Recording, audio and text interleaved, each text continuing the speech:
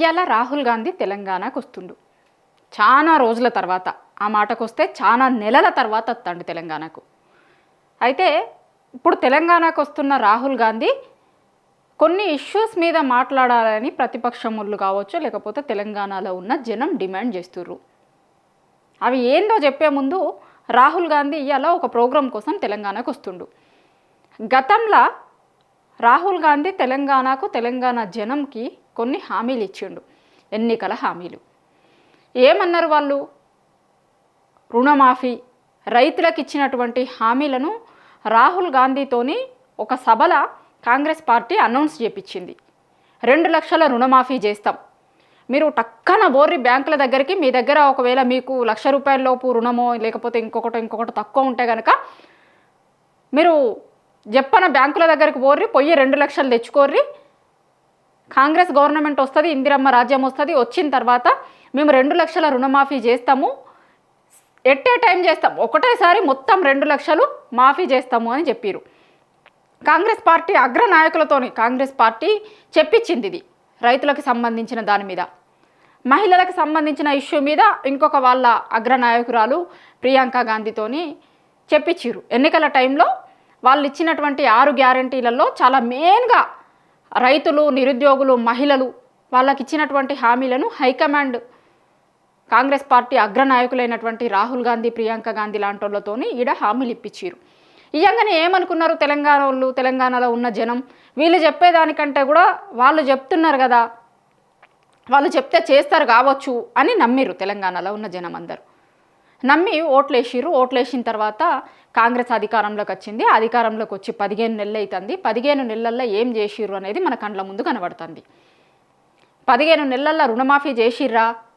చేయలే. రైతు భరోసా ఇచ్చిర్రా? ఇయ్యలే. సంవత్సరం ఇయ్యలే రైతు భరోసా.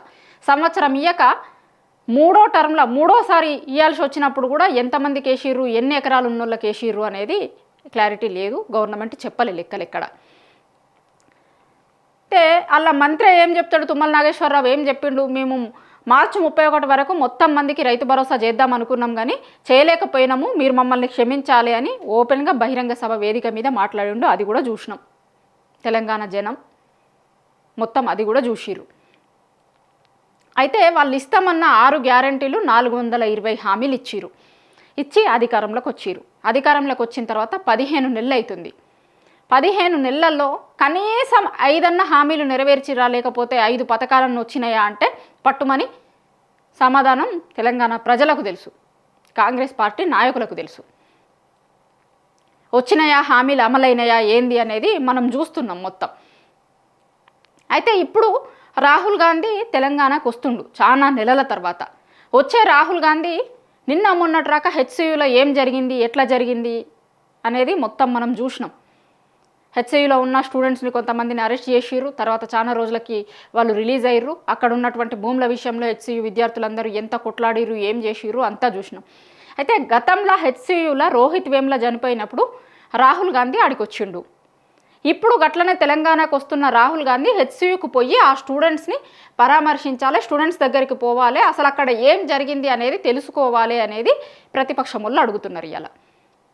ఎందుకంటే గతంలో హెచ్సియుకి పోయి రోహిత్ వేముల చనిపోయినప్పుడు చేసిరు కదా, ఇప్పుడు కూడా స్టూడెంట్స్ అందరూ అంత పెద్ద ఎత్తున నిరసనలు తెలిపిర్రు. అసలు ఏం జరిగింది హెచ్సియులో అనేది ఆయన పోయి తెలుసుకుంటేనే తెలుస్తుంది. ఎట్లా తెలంగాణ రాక వస్తాడు కదా, గా పక్కనే ఉన్న హెచ్సియుకి పోవాలి, హెచ్సియుకి పోయి వాళ్ళను అడిగి తెలుసుకోర్రి అసలు ఏం జరిగింది, ఇక్కడ ఉన్నటువంటి వాళ్ళ ప్రభుత్వం ఏం చేస్తుంది అనేది విద్యార్థులు అయితే కరెక్ట్గా చెప్తారు, విద్యార్థుల దగ్గరికి పోర్రి అని అడుగుతున్నారు ప్రతిపక్షం.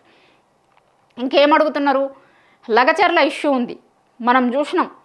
NHRC national human rights commission ఏం చెప్పింది?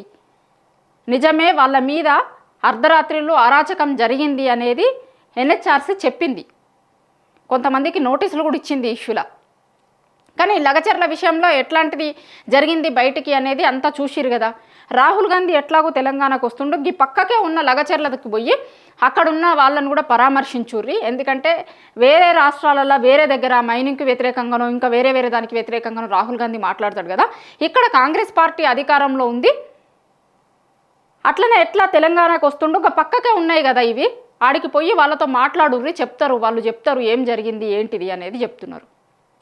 అట్లనే అక్రమ నిర్బంధాల మీద, అక్రమ అరెస్టుల మీద కూడా మాట్లాడాలి రాహుల్ గాంధీ. ఎందుకు మాట్లాడడు అనేది కూడా ఇట్లా చెప్పుకుంటూ పోతే ఇప్పుడు 15 నెలలల్లా ఏమేమైతే ఉన్నాయో, ఎందుకంటే హైడ్రా మెయిన్గా రాహుల్ గాంధీ బుల్డోజర్ పాలనను వ్యతిరేకించిండు. కానీ తెలంగాణలో హైడ్రా పేరుతో ఏం జరుగుతుంది అందరం చూస్తున్నాం 15 నెలల నుంచి. పేదల ఇండ్లను ఎట్లా కూలగొడుతున్నారు, ఎట్లా ఏంది అనేది మొత్తం చూస్తున్నాం మనం.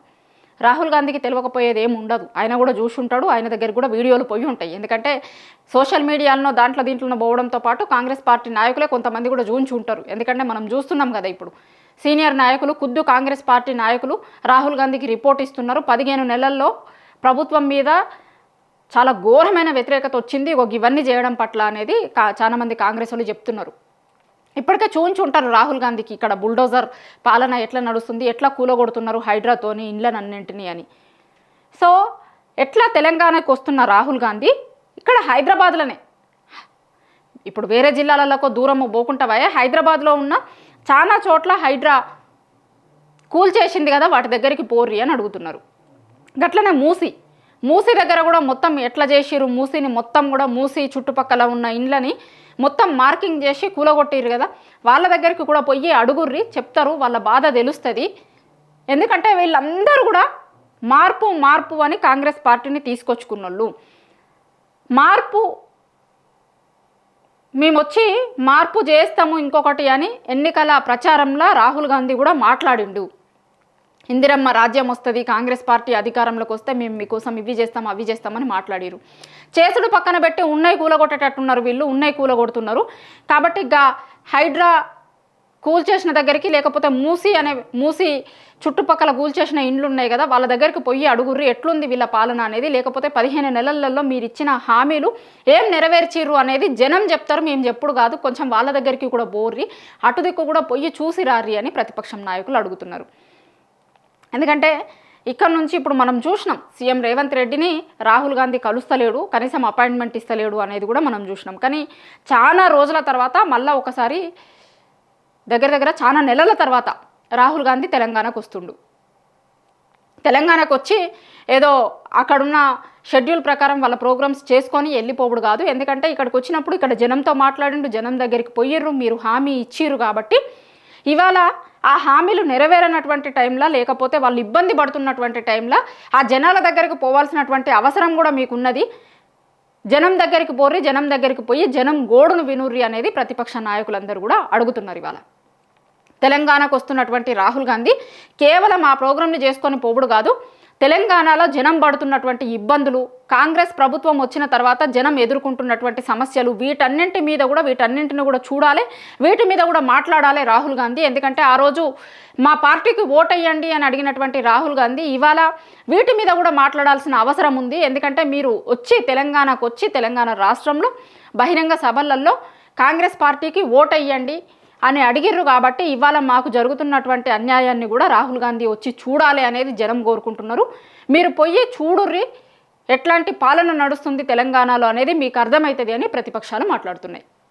రాహుల్ గాంధీ తెలంగాణకు వచ్చి వెళ్ళిపోవడు కాదు, వీళ్ళ దగ్గరికి కూడా పోవాలి, వీళ్ళ బాధలు కూడా వినాలే, చూడాలి అనేది ప్రతిపక్ష నాయకులు డిమాండ్ చేస్తున్నారు.